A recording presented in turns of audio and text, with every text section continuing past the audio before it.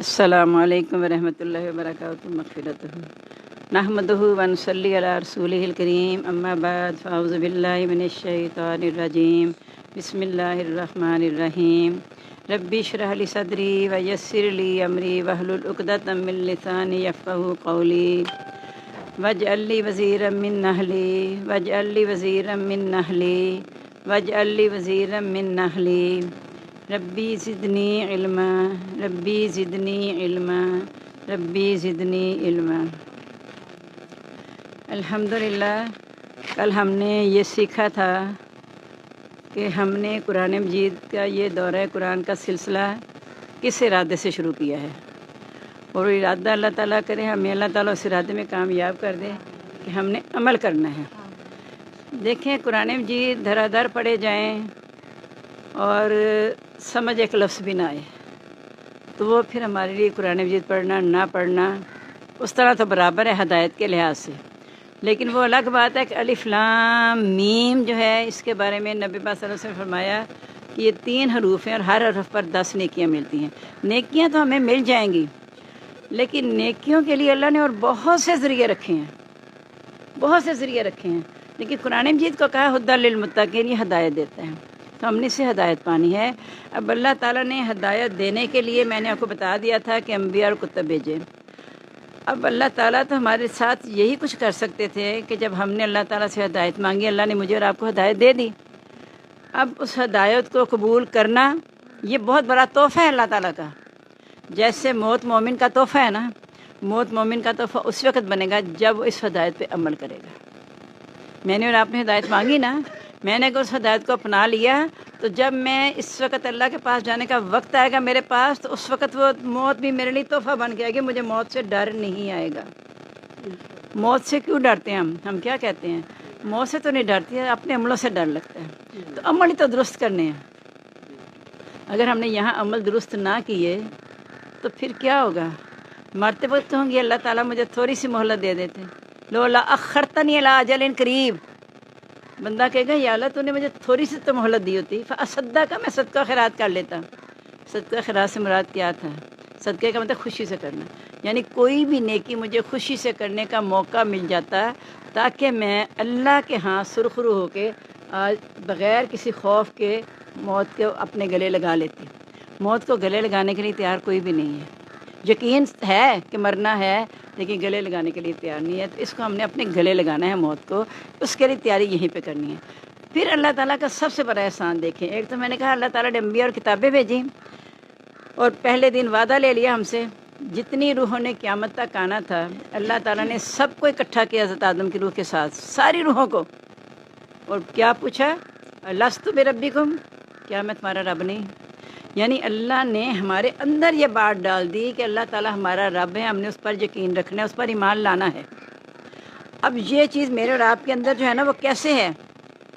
میں ابھی کوئی چیز دیکھوں گی نا، میں کہوں گی سبحان اللہ، کہیں کہوں گی ماشاء اللہ، کہیں اٹھتے ہوئے کہوں گی اللہ، مجھے سکھایا کسی نے نہیں۔ آپ خود سوچیں، آپ کو کبھی کسی نے سکھائی یہ بات؟ نہیں نہ سکھائی، خود بخود اللہ نے کرا، کیونکہ اللہ نے میرے اندر بٹھا دی اپنی ذات۔ لست بربکم، کیا میں تمہارا رب نہیں؟ تو ہم نے کہا بلا و ربنا، قسم ہے آپ ہمارے رب ہی ہیں۔ یہ چیزیں میرے اور آپ کے اندر پیدا ہو گئی ہیں، جم گئی ہیں، بیٹھ گئی ہیں۔ اب ہم نے ان باتوں کو اپنے کردار سے ظاہر کرنا ہے، اور پھر اس کے بعد اللہ تعالیٰ نے مزید جو احسان کیا، میں نے کہا تھا آج ہم اذان اور نماز کا کریں گے، تو جو دن میں 5 بار اذانیں ہیں، جب اللہ نے کہہ دیا تھا پابندی اوقات کے ساتھ نماز فرض کر دی گئی ہے، ٹھیک ہے، حضرت جبرائیل علیہ السلام نے آ کے 2 دن آپ کو نماز پڑھائی، ایک دن اول وقت میں، ایک دن آخری وقت میں۔ آخری وقت تو وہ تھا جس کو ہم عام جو اصطلاح میں اذانیں ہوتی ہیں وہ ہمارا درمیانی وقت ہوتا ہے، وہ پہلا وقت نہیں ہوتا۔ جو عام اذانیں ہوتی ہیں نا مسجد میں آواز آتی ہے، وہ ہمارا درمیانی تقریباً ختم ہونے والا وقت ہوتا ہے، سب ہم سمجھتے ہیں وہ سٹارٹ ہے۔ اول وقت کی نماز کے بارے میں سن لیں، نبی پاک صلی اللہ علیہ وسلم نے فرمایا کہ اول الوقتی رحمت اللہ، اول وقت میں جب نماز پڑھیں گے نا تو اللہ کی رحمت حاصل ہوگی۔ جب درمیانے وقت میں نماز پڑھیں گے اوسطہ نہیں، اولہ رضوان اللہ، اول وقت میں اللہ کی رضا مندی ہے، اوسطہ درمیانے وقت میں رحمت اللہ، اللہ کی رحمت ہے، اور آخرہ عفو اللہ، آخری وقت میں اللہ تعالیٰ معاف کر دیں گے۔ یعنی پہلے وقت میں اللہ کی رضا مندی ہے، اور رضامندی بہت رحمت سے بھی بڑھ کے بہت بڑی چیز ہے۔ قرآن مجید میں آتا ہے رضوان من اللہ اکبر، اللہ کی رضامندی بہت بڑی چیز ہے۔ تو جب نماز پڑھنی ہی ہے، ہمیں پتہ ہے کہ اول وقت کیا ہے۔ جب اللہ نے جبرائیل کے ذریعے آ کے بتا دیا یہ اول وقت ہے اور یہ آپ کا آخری وقت ہے، اس کے بعد نماز نہیں، ٹھیک ہے۔ اب جب ہمیں بتا دیا اول وقت آخری وقت، پھر اللہ تعالیٰ نے اتنا کرم کیوں کیا کہ اذان بھی دے دو وقت پہ۔ اگر انسان غفلت میں ہے تو بیدار ہو جائے کہ اذان ہو گئی ہے، نماز کا وقت ہو گیا، نماز پڑھ لو۔ اب ہمارے ہاں اول وقت کی اذان کی بہت کم آواز آتی ہے، یہ نہیں کہ نہیں آتی، آتی ہے، لیکن ہمیں خود اندازہ ہونا چاہیے۔ جو عام اذان مثلا آج کل کے 4:30 ہوتی ہے نا، تو 3:45 وقت شروع ہو جاتا ہے عصر کا۔ 3:45 سے 4:30 کے درمیان ہم ایزیلی نماز پڑھ لیں تو وہ اول وقت ہوگا، اللہ کی رضا حاصل ہو جائے گی۔ اذان میں دیکھیں، اذان کی ابتدا دیکھیں اور انتہا دیکھیں کیا ہے۔ اذان کہیں بھی الصلاۃ والسلام علیک یا رسول سے شروع نہیں ہوتی، نہ تو عبداللہ بن عمر کا جو خواب آیا تھا اس میں، نہ آپ کو جو وحی میں دکھایا گیا نا اس میں۔ عبداللہ بن عمر نے دیکھی تھے خواب میں اذان جس طرح الفاظ اللہ اکبر سے، اور آپ گھسٹتے ہوئے چادر لے کر آئے۔ پہلے چونکہ اس وقت اذان کے بارے میں بڑا مسئلہ تھا کہ کیسے اکٹھا کیا جائے نماز کے لیے، کسی نے کہا آگ بلند کر دی جائے، کسی نے کہا ناقوس بجایا جائے، اپنے اپنے طریقے بتائے۔ تو نبی پاک صلی اللہ علیہ وسلم کو کوئی بھی طریقہ پسند نہیں آ رہا تھا۔ آخرکار ایک دو صحابی نے، یہ رضی اللہ تعالیٰ عنہ، انہوں نے خواب میں اذان دیکھی اور نبی صلی اللہ علیہ وسلم کے پاس آ کے کہا یا رسول اللہ ہم نے یہ الفاظ دیکھے ہیں۔ تو آپ نے کہا تو نے سچ دیکھا کہ جب وحی کے ذریعے یہی دکھائے گئے ہیں۔ تو اذان شروع ہوتی ہے اللہ اکبر سے، اللہ اکبر اللہ اکبر، اور ترجیح یہ الفاظ سکھائے تو آپ نے کیسے ترجیح کرو، ترجیح کا مطلب 2 بار دہرانا۔ تو اللہ اکبر اللہ اکبر اللہ اکبر اللہ اکبر، اس کے معنی کیا ہیں؟ اللہ تعالیٰ سب سے بڑا ہے۔ اب مطلب یہ ہوا کہ جب اللہ تعالیٰ سب سے بڑا ہے نا، تو میں نے جو اللہ نے بلا لیا نا، اللہ نے اپنے تک بلانے کے لیے ابتدا کی ہے اپنی بڑائی بیان کر کے، تو مجھے سب کام چھوڑ کے یہ مان لینا چاہیے کہ اللہ سب سے بڑا ہے۔ سب کام چھوڑ دوں، جو بھی کتنے بھی ہم کام کر رہی ہوں نا، ایون کہ آپ کے چولہے آگے کھڑی ہیں، آپ کا کام 1 منٹ کا رہ گیا، آپ اگر وہ بھی بند کر دیں یہ سوچ کے کہ آواز کس کی طرف سے آئی ہے۔ آواز بے شک مؤذن نے دی ہے، لیکن اللہ نے آواز سکھائی نا، تو مؤذن نے آواز دے دی۔ پھر جتنی مرضی ضروری میٹنگ میں ہیں، آپ باس کے پاس بیٹھے ہیں، کہیں بھی ہیں، انہیں کہہ دیں نہیں بھی میرے اللہ کی پکار آ گئی ہے، سوری اب ہم اللہ کی میٹنگ میں جانا ہے۔ یہ میٹنگ ختم اس وقت دنیا کی، کیونکہ حضرت عائشہ رضی اللہ تعالیٰ عنہ کہتی ہیں کہ نبی پاک صلی اللہ علیہ وسلم جب گھر میں ہوتے تھے نا، تو ہمارے ہوتے تھے، ایسے لگتا تھا کہ ہمارے علاوہ ان کو کوئی نہیں ہے، ان کے دل میں کچھ بھی، اور لیکن جب اذان ہوتی تھی تو ایسے لا تعلق ہوتے تھے جیسے ہمارے ساتھ کوئی تعلق ہی نہیں ہے، کیونکہ آواز آ گئی نا اللہ اکبر۔ اگرچہ آپ نے کہا کہ سب سے بہتر وہ ہے خیرکم خیرکم لاہلی، تم میں سے سب سے بہتر وہ ہے جو اپنے گھر والوں کے لیے بہتر ہے، لیکن ساتھ کہا نا خیرکم اہلی، میں سب سے زیادہ تم سے بہتر ہوں اپنے گھر والوں کے لیے۔ تو اذان ہوتے ہی وہی گھر والے لا تعلق، کیونکہ جب حضرت ابراہیم علیہ السلام نے بڑھاپے میں اولاد مانگی تھی حضرت اسماعیل علیہ السلام، تو حضرت ابراہیم علیہ السلام کو اللہ نے ایک امت کہا ہے اپنے آپ میں، انہوں نے اللہ کے ہر حکم کو کیوں کیا کیسے تو کہا ہی نہیں نا، فوراً مان لیا۔ اب جب جوانی کو پہنچا حضرت اسماعیل علیہ السلام، تو اللہ نے کہا ان کو ذبح کر دو۔ یہ ہے اللہ اکبر، وہ اللہ نے یہ دیکھنا تھا کہ کیا اس کی محبت میری محبت پہ غالب تو نہیں آ گئی۔ تو جب اللہ نے ہمیں پکار دیا نا اللہ اکبر، یہ اللہ، میں کہتی ہوں اذان اللہ کا اتنا بڑا احسان ہے میرے اور آپ پہ، ورنہ ہم تو پتہ نہیں کب کے بھول چکے ہوتے، اور کوئی ہماری زندگی میں اسلام کی کوئی رمق بھی باقی نہ رہتی، سچی جو بات ہے میں آپ کو بتا دوں۔ اور 5 وقت میں اذانیں، اور ایک وقت میں اذان، ایک اذان کی ایک نماز کے لیے کتنی اذانیں ہوتی ہیں، یہ سوچیں ذرا۔ تو ہم نے کوشش کرنی ہے کہ چلیں اگر اس اذان کی آواز نہیں آتی، جن اذانوں کی آواز آتی ہے وہ وقت آپ کو پتہ ہے نا، کوشش کریں آج کے بعد ہم ایک چیز عمل میں لے آئیں، اس سے ہماری زندگیوں میں بہت تبدیلی آئے گی کہ جب آپ کو پتہ ہے اذان ہونے میں 5 منٹ رہ گئے ہیں، تو آپ اٹھیں، باوضو ہو جائیں اور اذان کا جواب دینے کے لیے بیٹھ جائیں۔ اذان کا جواب کیا ہے کہ جس طرح مؤذن کہے اس طرح آپ نے کہنا ہے، انہی الفاظ کو دہرانا ہے، نہ ان سے پہلے دہرانا ہے نہ ان سے بعد دہرانا ہے۔ یہ بات آپ نے ذہن میں پکا لینی ہے اپنے کہ اللہ اکبر وہ کہہ لے، پھر آپ نے کہنا اللہ اکبر۔ اس طرح جو الفاظ ہو، اشہد لا الہ الا اللہ، تو آپ نے کہنا اشہد لا الہ الا اللہ، پھر اشہد ان محمد رسول اللہ، آپ نے یہی الفاظ دہرا کے پھر آپ نے کہنا صلی اللہ علیہ وسلم۔ حی علی الصلاۃ جب وہ کہے آپ نے دہرا کے حی علی الصلاۃ، آپ نے کہنا لا حول ولا قوۃ الا باللہ، کیونکہ وہ نماز کی طرف بلا رہا ہے، شیطان حملے کرے گا، تو آپ نے فوراً کہنا ہے لا حول ولا قوت الا باللہ کہ یا اللہ تیری وجہ سے ہی میں یہاں بیٹھی ہوں یا بیٹھا ہوں، اور تیری ہی طاقت سے میں نے وضو بھی کر لیا، اور تیری ہی طاقت سے میں نے نماز کی طرف جانا ہے، کیونکہ حی علی الصلاۃ کہہ دیا نماز کی طرف آ جاؤ۔ تو شیطان اسی سے تو روکتا ہے، اس نے ایک سجدہ حکم تھا تو نہیں اس نے کیا، وہ اب تک پچھتا رہا ہے کہ ایک سجدے کا حکم دیا میں نے، اس کی نافرمانی کی تو قیامت تک مجھ پہ لعنت ہوگی۔ ہم پہ روز کتنے سجدے فرض ہیں اور کتنے ادا کرتے ہیں اور کتنے چھوڑتے ہیں۔ بچوں کو اگر یہ بات آپ پیار سے سمجھائیں نا، نماز کے جب اٹھاتے کہتے ہیں نہیں اٹھتے، دو باتیں انہیں سمجھائیں۔ ایک تو یہ کہ جب آپ رات کو سوئے ہو نا تو آپ کی گتی پہ شیطان نے 3 گریں لگاتی تھی، حدیث کے الفاظ ہیں، میں اپنے پاس سے نہیں بتا رہی آپ کو، گدی پہ 3 گریں لگا دیتے ہیں تاکہ یہ اٹھ نہ سکے، لیکن ادھر اللہ پکارا ہے اللہ اکبر، اب اس گروں کو ہم نے کھولنا ہے۔ جو ہی میں اٹھتی ہوں اس نیت سے کہ اذان ہے میں نے نماز کے لیے اٹھنا ہے، تو ایک گرہ کھل جاتی ہے، ایک گرہ کھل جاتی ہے۔ جب آپ وضو کے لیے چلے جاتے ہو دوسری گرہ کھل جاتی ہے، جب جائے نماز پہ کھڑے ہوتے تیسری گرہ کھل جاتی ہے۔ پھر شیطان سے بچ گیا نا انسان۔ اس لیے کہا کہ جس نے فجر کی نماز پوری خوش اسلوبی کے ساتھ وقت پہ ادا کر دی، دل کی خوشی کے ساتھ ادا کر دی، تو اللہ تعالیٰ اس کے سارے کام سمیٹ دیتا ہے، 2 گھنٹوں کا کام 10-15 منٹ میں ہو جاتا ہے۔ اگر وہ نہیں پڑھتا تو 10-15 منٹ کا کام بکھیر کے 2 گھنٹوں پہ چلا جاتا ہے۔ کیونکہ میں نے اللہ کے نام سے ابتدا کر لی تو ظاہر ہے میرا اللہ اتنا رحمان اور رحیم ہے، وہ تو پھر اس بندے سے سوچے کتنا پیار کرے گا کہ جس نے سردیوں میں سردی کی پرواہ کیے بغیر بستر چھوڑا، گرمیوں میں اے سی کی ٹھنڈک چھوڑ کے اٹھ گیا، کس لیے کہ اللہ اکبر، اللہ کی محبت میں اٹھ گیا۔ اس لیے جب حی علی الصلاۃ حی علی الفلاح آئے، اول تو آپ نے میں نے کہا نماز سے پہلے الارم لگائیں، جیسے بچیوں نے امتحانوں میں الارم لگائے ہوتے ہیں، مائیں بھی بڑی چکنی ہوتی ہیں، اگر اس الارم سے بچے کی آنکھ نہ کھلے جا کے اٹھاتے ہیں کہ اٹھ جا تیرا الارم بول گیا۔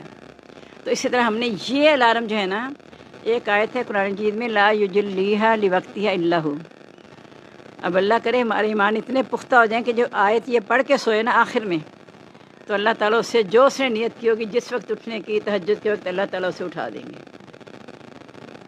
یہ بات صرف یہ کہ جب آپ پکا ارادہ کر کے سوتے ہو، الارم نہ بھی لگایا ہو نا تو آنکھ کھل جاتی ہے، جیسے شیطان تھپکیاں دے کے سلاتا ہے نا، جب آپ اللہ پہ یقین کر کے سوتے ہو تو اللہ تعالیٰ تو عزیز ہے، قادر ہے، قدیر ہے، وہ تو اٹھا دے گا آپ کو انشاءاللہ۔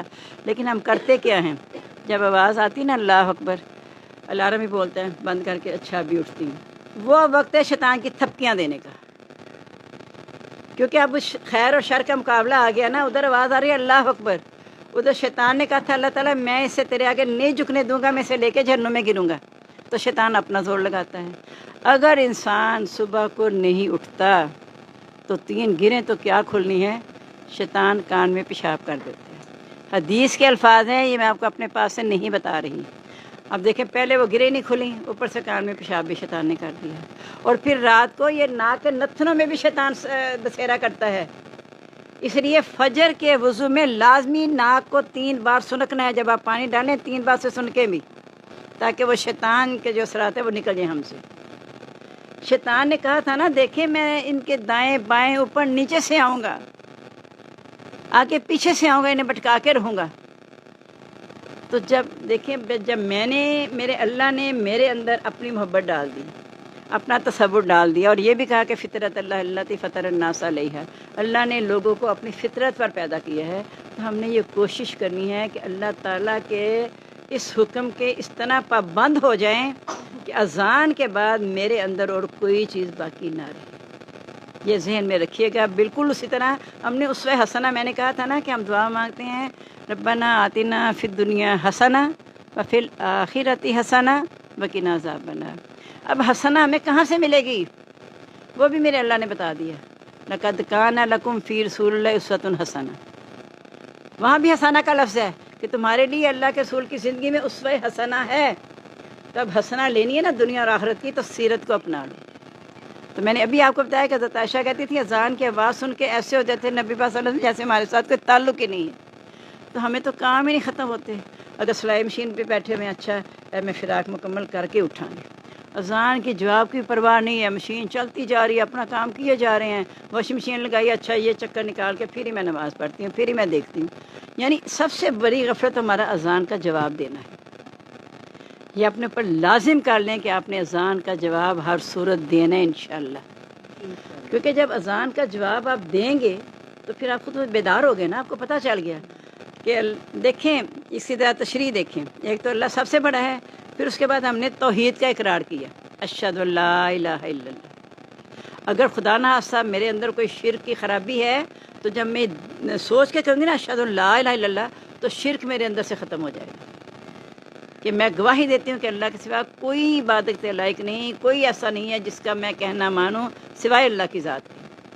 پھر اس کے بعد جب میں کہتی ہوں اشہد ان محمد رسول اللہ، کہ میں گواہی دیتی ہوں کہ حضرت محمد صلی اللہ علیہ وسلم اللہ کے رسول ہیں، جب میں نے ان کو اللہ کا رسول مان لیا تو پھر ابھی جو میں نے آیت پڑھی کہ ان کی زندگی میں اسوہ حسنہ ہے، پھر مجھے چاہیے نا کہ میں اسوہ حسنہ اپنا لوں، کہ جب میں نے انہیں مان لیا کہ وہ اللہ کے رسول ہیں، اللہ کے آخری نبی ہیں، ان کے بعد کسی نبی نے نہیں آنا جو ہماری ہدایت کا باعث بنے، تو پھر مجھے اور آپ کو چاہیے کہ ان کی زندگی کو بھی اپنی زندگی کا ایک حصہ بنا لوں، کیونکہ اللہ تعالیٰ نے فرمایا نبی پاک صلی اللہ علیہ وسلم سے کہ کل تم کہہ دو ان کنتم تحبون اللہ، اگر تم اللہ سے محبت کرتے ہو نا، واقعی تمہارے دل میں اللہ کی محبت سچی ہے، فاتبعونی، تو میری اتباع کرو، میرے ساتھ عشق نہ کرو، میرے ساتھ صرف محبت نہ کرو، محبت تو اللہ کے ساتھ کرنی ہے نا، اب اس محبت کا تقاضا یہ ہے کہ تم میری زندگی کو اپنے لیے نمونہ بناؤ۔ تو میں نے اور آپ نے نبی پاک صلی اللہ علیہ وسلم کی زندگی کو اپنے لیے نمونہ بنانا ہے، کیونکہ اللہ تعالیٰ نے فرمایا کہ من یطع اللہ ورسولہ فقد فاز، جو اللہ رسول کی اطاعت کرے گا اس نے کامیابی حاصل کر لی۔ تو جس نے نافرمانی کی تو اللہ تعالیٰ فرماتا ہے ان لہ نار جہنم، اس کے لیے جہنم کی آگ ہے۔ تو کل بھی میں نے کہا تھا کہ دو ہی منزلیں ہیں اس دنیا میں جانے کے بعد، دو ہی منزلیں ہیں، ایک ہے جنت، ایک ہے جہنم۔ جہنم اللہ نے کہا ان الکفار فی نار جہنم، کافر جہنم کی آگ میں ہوں گے۔ اب کافر کون ہیں؟ کافر کا معنی بھی سمجھ لینا، ہم سمجھتے ہیں وہ کافر ہے جو اللہ پر ایمان نہیں لاتا۔ نبی پاک صلی اللہ علیہ وسلم فرمایا من ترک الصلاۃ متعمدا فقد کفر، جس نے نماز جان بوجھ کے چھوڑی اس نے کفر کیا۔ یعنی کفر کی ایک صورت اس کے اندر آ گئی کہ اس نے اللہ کے حکم کا انکار کیا، جب اللہ نے کہا تھا نماز فرض ہے، تو جب اس نے جان بوجھ کے نماز چھوڑی تو اس نے کفر کیا۔ اب جو چھوڑتے ہیں نا نماز، انہیں کہنا اب نماز کیوں نہیں پڑھتی، جان کے تو نہیں چھوڑی، اس وقت نیند ہی نہیں کھلی تھی، اور جب آنکھ کھلی تو ہم نے نماز پڑھ لی۔ دین اپنی مرضی کا نہیں ہو سکتا۔ جب کہہ دیا نا اشہد ان لا الہ الا اللہ، تو دین اللہ کا چلے گا۔ اشہد محمد رسول اللہ کہہ دیا تو عمل نبی صلی اللہ علیہ وسلم کی زندگی پہ ہوگا۔ پھر اس کے بعد جب ہم یہ اقرار کر لیتے ہیں، اللہ کو بڑا مان لیتے ہیں، پھر اللہ تعالیٰ بلاتے ہیں کہ یا الصلاح یا الفلاح، کہ اب تم دماغ کو حاضر کر لیا نا، توحید رسالت پہ ایمان پختہ ہو گیا، تو آ جاؤ نماز کی طرف، آ جاؤ کامیابی کی طرف۔ پہلے صلاح کہہ کے پھر کہا یا الفلاح، کامیابی کی طرف آ جاؤ۔ اب کامیابی کون نہیں چاہتا میرے اور آپ میں سے؟ ہر کوئی ہم میں سے کامیابی کا خواہش مند ہے۔ جو دنیا والے بتاتے ہیں کہ تو ڈاکٹر بن جا کامیاب ہو جائے گا، انجینئر بن جا کامیاب ہو جائے گا، تجھے جاب مل گئی کامیاب ہو جائے گا، یہ ہماری بنائی ہوئی معیار ہے۔ اللہ نے معیار یہ دیا ہے کہ وہ کامیاب ہو جائے گا جو اللہ رسول کی بات کو مانے گا اور اللہ کے آگے جھک جائے گا۔ نماز کا ایک مطلب جھک جانا بھی ہے اللہ کے آگے، اللہ کی رحمت کا مستحق ہونا بھی ہے۔ تو ہماری حقیقی کامیابی نماز میں ہے۔ اب یہ مطلب ہے کہ صرف نماز پڑھنے سے باقی کاموں سے اللہ نے منع کر دیا ہے۔ جتنی ڈگریاں آپ حاصل کر رہی ہیں وہ ساری قرآن مجید سے نکلی ہیں۔ اس کا منبع، تمام تعلیمات کا، تمام علوم کا منبع قرآن مجید ہے۔ سائنس کا کوئی بھی شعبہ لے لیں، ٹیکنالوجی کا کوئی بھی شعبہ لے لیں، جب آپ دیکھیں گے، اگر ترجمہ پڑھیں گے، اگر پہلے پڑھا ہوگا تو سیکھتے ہوئے آپ کو پتہ چل جائے گا خوب میں نے تو قرآن مجید میں یہ پڑھا تھا۔ میں نے آپ کو بتایا تھا نا کہ یورپ میں انہوں نے دیکھا کہ ہم اتنے پیسے لگا کے یہ ڈگریاں دلواتے ہیں، جیسے یہ بچے کی پیدائش کے بارے میں ساری تحقیق کی شروع سے آخر تک، تو بعد میں پتہ چلا یہ تو سارا قرآن مجید میں بتایا گیا ہے کہ پیدائشی مرحلے کیا کیا ہیں۔ یہ سورج، چاند، ستارے کیا ہیں وہ اللہ نے پہلے سے بتا دی ہیں ساری۔ یہ تحقیق کر کے کون سا کمال ہے؟ کمال بھی اللہ کی ذات کا ہے کہ اللہ نے انہیں عقل اور سمجھ دی اور انہیں اس سے کام لیتے ہوئے اپنے آپ کو بہت اونچا کر لیا۔ تو میں نے اور آپ نے اذان کی بھی قدر کرنی ہے، उतनी ही कदर करनी है जितनी कलमे की कदर है, क्योंकि कलमा इसमें है अशहदु अल्ला इलाहा इल्लल्लाह अशहदु अन्न मोहम्मद रसूलुल्लाह। फिर उसके बाद आगे कामयाबी के राज बता दिए गए हैं। इसलिए मैं और आप ये कोशिश करें, और फिर आखिर में फिर अल्लाह अकबर ला इलाहा इल्लल्लाह। शुरू भी अल्लाह की बड़ाई और तौहीद से हुई अज़ान, ख़त्म भी बड़ाई और तौहीद से हुई। इसका क्या मतलब हुआ कि सारी कामयाबियाँ हासिल करनी है तो अल्लाह को बड़ा मान के और तौहीद पर ईमान लाएंगे तो मैं और आप कामयाब हो जाएंगे, वरना नहीं। फिर उसके बाद है जब अज़ान सुन ली तो नमाज़ पढ़नी है। नमाज में के बारे में कहा सलात इमादुद्दीन, नमाज दीन का सतून है। असल में नमाज पढ़ने से एक तो हम ज़ाहिरी इबादत करते हैं ना, जो मर्द बाजमात नमाज को क्यों का 27 दर्जे ज़्यादा अफजल है, क्योंकि वहाँ जाने से महल्ले के लोग मस्जिद में इकट्ठे होंगे, एक दूसरे के हालात का पता चलेगा, वो भी बंदों ही का फ़ायदा है उसमें। अल्लाह ताला को हमारी नमाज़ों की परवाह नहीं है। अल्लाह ताला के पास फ़रिश्ते इतने ज़्यादा हैं इबादत के लिए, इतने ज़्यादा हैं कि जो 70,000 फ़रिश्ते वो तवाफ़ करते हैं ना, उनकी दोबारा बारी नहीं आती। और तवाफ़ का कोई लम्हा है नहीं कि वहाँ रुक जाए, बैत मामूर में हर वक्त तवाफ़ हो रहा है। तो क्या अल्लाह ताला को मेरी नमाज हज ज़कात की ज़रूरत है? अल्लाह ताला तो अल्लाह के पास सारे ख़जाने हैं आसमान और ज़मीन के, वो आसमान और ज़मीन का वारिस है, उसे मेरी ज़कात और सदक़ात की क्या पड़ी है? और ज़कात सदक़ात हम देते भी किसको हैं? अल्लाह के बंदों को देते हैं ना। तो ये नमाज जो है ना, या ज़कात, ये इबादत हमारे अंदर हकूक़ुल इबाद की अहमियत को उजागर करती हैं। हम असल में अल्लाह का हुक्म मानते हुए बंदों के हकूक़ अदा कर रहे होते हैं। और मेरे अल्लाह ने फरमाया कि तमाम मखलूक, हदीस कुदसी है, तमाम मखलूक मेरा कुंबा है, जिसने इससे मोहब्बत की उसने मुझसे मोहब्बत की। और एक हदीस के अल्फाज हैं कि जो सिर्फ़ अल्लाह की रज़ा के लिए आपस में मोहब्बत करते हैं, अल्लाह ही के लिए नफ़रत करते हैं, अल्लाह की रज़ा के लिए देते हैं और अल्लाह की रज़ा के लिए रोक लेते हैं, तो उसने अपना ईमान मुकम्मल कर लिया और वह जन्नत के ऐसे बाला खानों में होंगे जो ज़मुरद के पक्के बने होंगे। तो इसमें क्या हमें बताया जा रहा है कि नमाज भी पढ़नी है। तो नमाज में जब हम अल्लाह ताला की पहले उसकी पाकी बयान करते हैं, फिर उसकी तारीफ़ बयान करते हैं, फिर हम कोई ना कोई सूरत पढ़ते हैं। यानी कहा क़ूमू लिल्लाहि क़ानितीन, फरमा बरदार होके खड़े जाओ। फरमा बरदारी क्या है? बच्चा, जब आप बच्चे को कुछ कहते हो, आप साथ बात करते हो, साथ खेलता जाओ, कहते हैं सीधा होकर खड़ा हो। और ख़ास तौर पे उस्ताद और शागिर्द को देख लें, अगर वो बच्ची को बुलाया उस्ताद ने, वैसे खा रही है साथ वो कहती है, टीचर कहेगी ये तरह खेलना छोड़ दो, मेरी बात ध्यान से सुन लो, मैंने तुम्हें बुलाया है। तो ये मेरा अल्लाह जब मुझे बुलाता है, मुझे क्यों नहीं समझ आती ये उस्ताद है या माँ बाप है, ये अल्लाह की मखलूक हैं। खालिक तो अल्लाह की ज़ात है, तो वो चाहते हैं हमारे आगे मुअद्दब होकर खड़े हो जाओ। तो फिर अल्लाह ताला ने तो कह दिया क़ूमू लिल्लाहि क़ानितीन, अल्लाह के लिए फरमा बरदार होकर खड़े हो जाओ। ये नहीं कि पारे सुबहानक अल्लाहुम्मा व बिहम्दिका, और ज़हन कहाँ कहाँ पहुँचा हुआ है, पहुँचता है। ये इंसानी फितरत है, जबकि हमारे ईमान इतने कमज़ोर हो चुके हुए हैं कि हम कितनी भी कोशिश करें। तो उसका एक तरीका तो ये है कि कोशिश करें कि ऐसी जगह पे नमाज़ पढ़ें जहाँ बाकी लोग बैठ के बातें ना कर रहे हैं, क्योंकि हमारे तो पहले ज़हन बिखरे हुए हैं। और मैं नमाज़ पढ़, जो बातें कर रहा हूँ, मेरा ध्यान उधर से हट जाएगा, बातों का ध्यान चला जाएगा, कान उधर लग जाएंगे। दूसरा तरीका यह है कि तर्जमा आपको लाजमी आना चाहिए नमाज का। जब आपने अपने तौर पे ही याद कर लेना कि मैं नमाज का तर्जमा याद करवाने लग गई ना, थोड़ा सा एक दफ़ा आज बता दूँगी बस, लेकिन याद आपने नमाज़ों से देख के करना है, क्योंकि हमारा असल मकसद ये है कि पूरा कुरान मजीद इंशाल्लाह हमने मुकम्मल करना है रमज़ान के आखिर तक इंशाल्लाह अज़ीज़।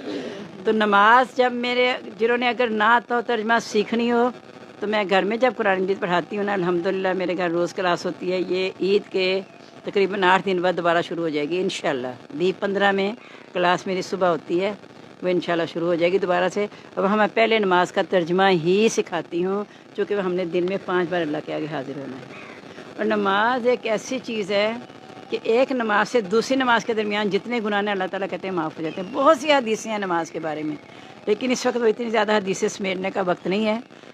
जो बुनियादी तौर पे वो बता दें, बंदे और कुफर के दरमियान फ़र्क ही नमाज का है। अब अंदाज़ा कर लें आप, यानी जो नमाज नहीं पढ़ता वो काफिर हो गया। बंदे और कुफर के दरमियान फ़र्क ही नमाज का है। और अल्लाह ताला ने फरमाया कि अकीमुस्सलाता वला तकूनु मिनल मुशरिकीन, नमाज कायम करो, मुशरिक ना हो जाना। अब मैंने कई दफ़ा ये बात बताई है कि नमाज ना पढ़ के मुशरिक कैसे होते हैं। मुशरिक क्या है? अल्लाह के साथ किसी को शरीक ठहराना। तो मैंने क्या शरीक ठहराया? मैंने यही किया कि सोई रह गई हूँ, नमाज मैंने नहीं पढ़ी, तो क्या हो गया?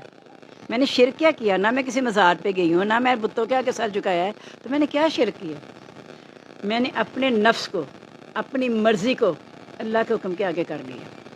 मेरे अल्लाह ने कहा उठ जाओ नमाज़ पढ़ लो, الصلاۃ خیر من النوم، خاص طور پہ فجر میں یہ الفاظ ہیں کہ نماز نیند سے بہتر ہے۔ لیکن میں کہتی ہوں یا میرے بعض ماں باپ بھی کہتے ہیں بیچارہ تھکا ہے بچہ، کوئی گل نہیں، یہ یاد رکھیں جو اذان سننے کے بعد نماز نہیں پڑھتا، چاہے وہ اے سی میں سویا ہے، چاہے وہ ہیٹر میں سویا ہے، چاہے وہ جیسے بھی سویا ہوا ہے آرام دہ حالت میں، وہ آرام نہیں کر رہا، وہ جہنم کی آگ میں جل رہا ہے۔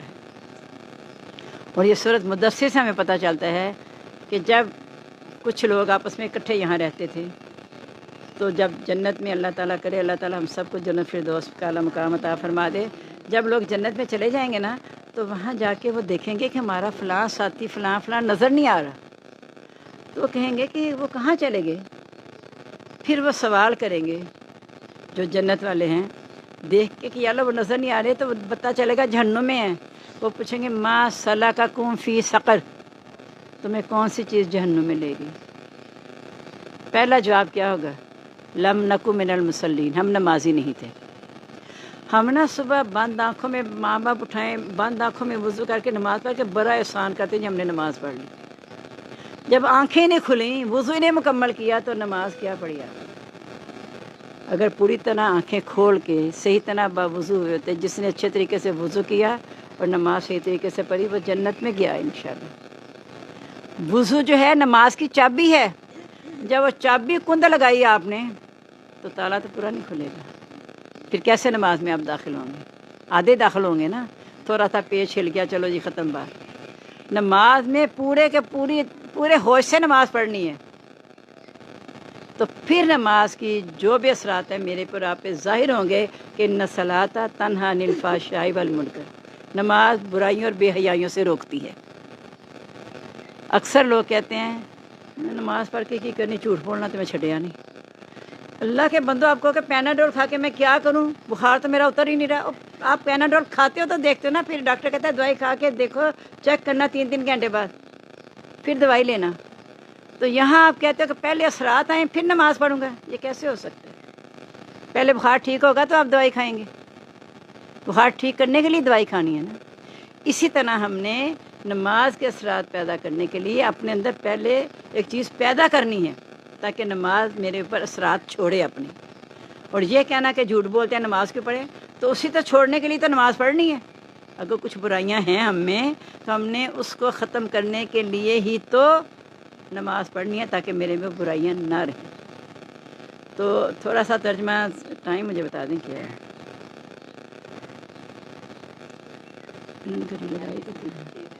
6:35 ہے۔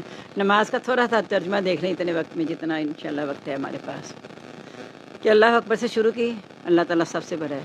سبحانک اللہم، اے اللہ تعالیٰ تیری ذات پاک ہے، و بحمدک اور اپنی خوبیوں والی ہے، و تبارک اسمک تیرا نام برکت والا ہے، و تعالی اور بلند ہے جدک تیری شان، ولا الہ غیرک تیرے سوا کوئی عبادت کے لائق نہیں۔ یعنی میں کھڑی ہو گئی یا اللہ تیرے حضور اور بالکل عاجزی سے یہ میں کہہ رہی ہوں، اللہ تعالیٰ کی پاکی بیان کر رہی ہوں، تعریف بیان کر رہی ہوں اور اس کی شان کی بلندی کو بیان کر رہی ہوں۔ پھر اس کے بعد اعوذ بسم اللہ، کیونکہ آگے ہم نے قرآن پڑھنا ہے، تو اعوذ باللہ من الشیطان الرجیم، میں پناہ میں آتی ہوں اللہ کی شیطان مردود سے۔ شیطان مردود ہمیشہ ہم یہ لفظ بولتے ہیں، کیوں؟ اللہ نے اسے رد کر دی نا اپنے درگاہ سے، جب مردود ہے، رد کیا ہوا ہے، تو میں اللہ کی پناہ میں آتی ہوں جو کہ عزیز ہے، حکیم ہے، قدیر ہے، خالق ہے، مالک ہے، رازق ہے۔ تو بعض لوگ ترجمہ کرتے ہیں میں اللہ سے پناہ مانگتی ہوں، یہ ترجمہ بالکل غلط ہے۔ میں اللہ کی پناہ مانگتی ہوں یا اللہ کی پناہ میں آتی ہوں، کس سے؟ شیطان مردود سے جو وہ شیطان کے ساتھ ہے۔ اور یہ کیوں کہنے کہ اللہ تعالیٰ نے کہا فائزہ کراتا القرآن فاستعذ باللہ، جب تو قرآن مجید پڑھے تو اللہ کی پناہ مانگ لیا کر۔ پھر ہم کہتے ہیں بسم اللہ الرحمن الرحیم، کہ اللہ کے نام کے ساتھ جو بڑا ہی مہربان رحم کرنے والے۔ یہ رحمان اور رحیم کو ہی ہم پہچان لینا تو میں اور آپ اللہ کی قدر کر لیں گے، جس طرح اللہ نے چاہے نا میری قدر کرو، تو ہم تب اللہ کی قدر کریں گے جب میں رحمان اور رحیم کو پہچان لوں گی۔ پھر ساتھ ہی الحمدللہ رب العالمین، سب تعریفیں اللہ کے لیے جو جہان والوں کا رب ہے۔ پھر تعریف آ گئی، پھر الرحمن الرحیم، پھر آ گیا دوبارہ، ابھی بسم اللہ میں آیا تھا الرحمن الرحیم، پھر آ گیا الرحمن الرحیم۔ یعنی یہ دونوں نام اللہ تعالیٰ کو بہت پسند ہیں اپنے لیے بھی، کہ وہ رحمان ہے، رحیم ہے، اور رحمان ہونے کی وجہ سے ہی اس نے قرآن بھی سکھایا ہمیں. الرحمن علم القرآن، رحمان ہے جس نے قرآن سکھایا. اور رحمان اور رحیم دونوں مبالغے کے صیغے ہیں کہ بہت زیادہ رحمت کا تعلق ہے اس کے ساتھ. پھر آگے رحمان اور رحیم ہے، یعنی دنیا آخرت سب میں ہے رحمان اور رحیم، اور غیر مسلم مسلم سب کے لیے رحمان اور رحیم ہے. پھر مالک یوم الدین، صرف یہاں نہیں، اللہ تعالیٰ قیامت کے دن کا تو ہی مالک ہے، وہاں بھی تیری رحمت ہوگی تو ہمارا بیڑا پار ہو جائے گا، ورنہ ہم پھنسے رہ جائیں گے. پھر ایاک نعبد و ایاک نستعین، صرف تیری ہی عبادت کرتے ہیں اور تجھی سے مدد چاہتے ہیں. یہ جملہ توحید کی سمجھنے ایک چابی ہے، کلید ہے. کہ دیکھیں کیا کہہ رہے ہیں کہ ہم صرف تیری ہی عبادت کرتے ہیں، تجھی سے مدد چاہتے ہیں. کسی نے بڑا اچھا شعر لکھا تھا کہ کہتے ہو ایاک نعبد و ایاک نستعین، پھر بھی در بدر پھرتے ہو. در بدر تو جہاں جانے کے اللہ تو میرے اندر ہے. نحن اقرب الیہ من حبل الورید، ہم تو شارک سے بھی زیادہ قریب ہیں. نبی پاک صلی اللہ علیہ وسلم یا صحابہ کرام، ان کے دور میں صحابہ کرام کو جب بھی کوئی ایسا وقت آتا تھا کہ ان کی مشکل آ گئی یا کوئی ایسا وقت آیا تو آپ کہتے تھے 2 نفر کے لیے کھڑے ہو جاؤ، صلاۃ حاجت پڑھ لو، اور نماز کے لیے کھڑے ہو جاتے تھے. اصل میں ان کو نماز میں سکون بڑا ملتا تھا. ہمیں جو کہتا نا آپ صلاۃ حاجت پڑھ لیا کریں، حالانکہ حاجت ہماری شدید ہی ہوتی ہے، لیکن خلوص اور اللہ کی طرف توجہ وہ اتنی نہیں ہوتی جتنی ہماری حاجت ہوتی ہے. لیکن اللہ تعالیٰ پھر بھی ہماری دعائیں قبول کر لیتے ہیں. اللہ تعالیٰ بن مانگے بھی دے رہے ہیں ہمیں، بن مانگے اتنی نعمتیں ملنے کہ ہم سوچ بھی نہیں سکتے. تو اللہ تعالیٰ کا ہم نے شکر ادا کرنا ہے، اور یہ ڈرنا ہے کہ مالک یوم الدین کا مطلب یہ ہے کہ اللہ تعالیٰ میں نے لوٹ کے تیری طرف آنا ہے، اس کا مالک بھی تو ہے، یہاں تیری ساری تعریفیں ہیں، تو نے مجھے سب کچھ عطا کیا ہے، اب ان کے بدلے میں مجھے اپنی فرما برداری سکھا دے تاکہ قیامت کے دن مجھے شرمندگی نہ اٹھانی پڑے. کیونکہ اس دن کیا ہوگا، لمن ملک الیوم، اعلان ہوگا، پوچھے گا اللہ تعالیٰ کہ آج کس کی بادشاہت ہے. بادشاہو اے جبار اے قہار، بتاؤ آج کون ہے مالک، کون ہے جابر، آج کون ہے قہار. اللہ کی طرف سے جواب آئے گا للہ الواحد القہار، بادشاہ صرف اللہ کے لیے جو ایک اور زبردست بھی ہے. رحمان اور رحیم تو ہے ہی نا، زبردست بھی ہے. آج صحیح فیصلہ ہوگا، جو تم نے کیا ہوگا وہی تمہارے سامنے آئے گا، کوئی زیادتی کوئی ظلم نہیں ہوگا. اس لیے اس پہ رکھیں کہ ایاک نعبد و ایاک نستعین. پھر ایاک نعبد و ایاک نستعین، یہ انشاءاللہ جب ہم سورۃ فاتحہ پڑھیں گے اس میں اور ڈیٹیل بتا دوں گی. یہ بھی 2 حصوں میں ہے، ایک بندے کے لیے اور ایک اللہ کے لیے. اب میرے لیے کیا ہے، میں کہتی ہوں اہدنا الصراط المستقیم، یا اللہ مجھے سیدھا راستہ دکھا دیں. اب اللہ تعالیٰ کا کتنا کرم ہے کہ جب ہم یہ بھی کہتے ہیں صراط الذین انعمت علیہم، راستوں لوگوں کا جن پر تو نے انعام کیا، غیر المغضوب علیہم ولا الضالین، ان کا نہیں جن پر تیرا غضب ہوا، اور نہ ہی گمراہوں کا راستہ دکھانا. تو اس کے بعد میرا اللہ پورا قرآن میرے سامنے رکھ دیتے ہیں کہ تم نے ہدایت مانگی تھی، لو یہ تمہارے لیے ہدایت آ گئی. اب یہ میرا اور آپ کا کام ہے سے ہدایت لینا. تو ایک دفعہ سورۃ اخلاص کو دیکھ لیتے ہیں ہم، پھر اس کے بعد مجھے لگتا ہے ٹائم ہو گیا آپ لوگوں کا.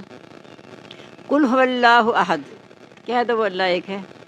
اللہ الصمد، اللہ تعالیٰ بے نیاز ہے. یعنی جو میں نے تعریفیں پاکی بیان کی ہیں، اللہ تعالیٰ اس سے بے نیاز ہے. اللہ تعالیٰ کو ضرورت نہیں ہے، یہ مجھے اور آپ کو اپنی ذات کے لیے ضرورت ہے کہ ہم جتنا زیادہ اللہ کا کثرت کے ساتھ ذکر کریں گے نا، اتنا میں اللہ کے قریب ہو جاؤں گی. اس لیے اللہ نے کہا کہ صبح شام تسبیح بیان کیا کرو، ولا تکن من الغافلین، غافل نہ ہو جانا.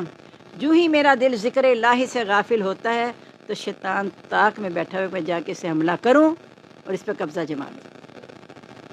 تو ہم شیطانی حملوں سے بچنے کے لیے اللہ کا ذکر کرتے رہیں، اللہ کو یاد کرتے رہیں، تو انشاءاللہ مجھ سے بچے رہیں گے. اور اللہ سب لم یلد ولم یولد، نہ وہ کسی کی اولاد ہے نہ وہ کسی کا باپ ہے، سیدھی سی بات ہے. کیونکہ اللہ تعالیٰ ایسی ہستی ہے کہ اس کی ذات کے بارے میں کیا غور نہ کرو، اللہ کی ذات میں غور نہ کرو ورنہ انسان بہک جاتا ہے. اللہ کی صفات میں غور کر کے اللہ کو پہچانو. اللہ کی صفات میں غور کرو، اللہ کی ذات میں غور نہ کرنا کہ اس کا ہاتھ کیسا ہے، اس کی کرسی کیسی ہے، اس کے دائیں ہاتھ میں آسمان لپٹے ہوں گے، زمین بھی لپٹی ہوگی، کیسا ہاتھ ہے، کیا ہے، یہ نہ سوچو. یہ اللہ تعالیٰ کی قدرت ہے، اللہ تعالیٰ ہی جانتا ہے. ہم نے صرف اللہ کی قدرت، اللہ کی قدرت کو پہچاننے کے لیے اس کی ساری کائنات میں پھیلی ہوئی نشانیوں کو دیکھنا ہے. پھر اللہ تعالیٰ کہتا ہے وہاں بھی دیکھو اور اپنے نفس میں بھی دیکھ لو کہ کتنی نشانیاں ہیں. ایک حقیر سے قطرے سے انسان کی پیدائش کی ابتدا ہوئی، حقیر سے قطرے سے.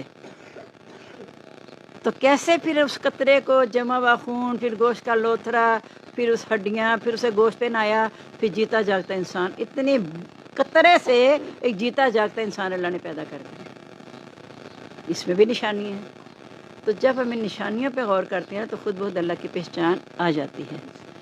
تو پتہ چل گیا نہ وہ کسی کی اولاد ہے، نہ وہ کسی کا باپ ہے، اللہ تعالیٰ ہی سب کا خالق و مالک ہے۔ اللہ تعالیٰ کے لیے کوئی اولاد نہیں ہے۔